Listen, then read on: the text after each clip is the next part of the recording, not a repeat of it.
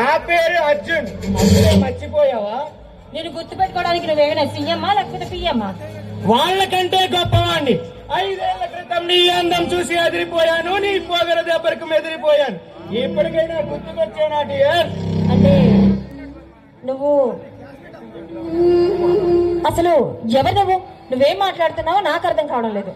ఆనాడు నువ్వు ఇచ్చిన సాక్తో షేక్ అయిపోయి రాష్ట్రం దాటి రసరమ్య దేశాలకు వలసపోయాను.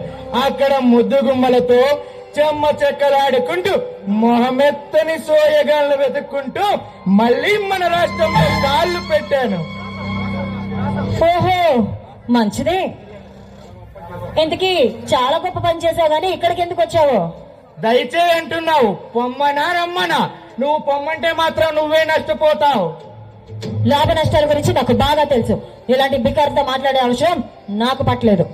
ఆఫ్ కోర్స్, వ్యాపార రంగంలో విజయనగరం లెవెల్లో వెలిగిపోతున్నావు, కానీ జీవిత రంగంలో మాత్రం ఒంటి మామిడిలా ఒంటరిగా ఉండిపోయావు.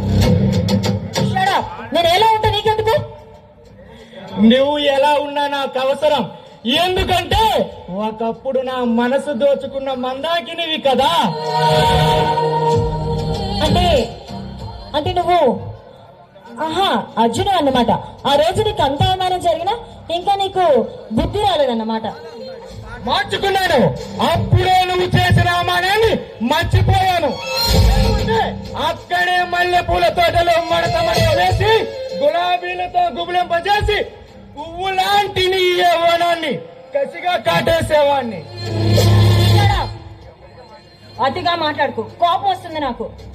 ప్రతి ఆడది పైకి ఇలానే అంటుంది, కానీ నా మాటలు నీకు మజాగానే ఉన్నాయి మిస్ రోజా. ఆ నిజాన్ని నువ్వు ఒప్పుకోవడానికి నీ అహంకారం నీకు అడ్డొస్తుంది.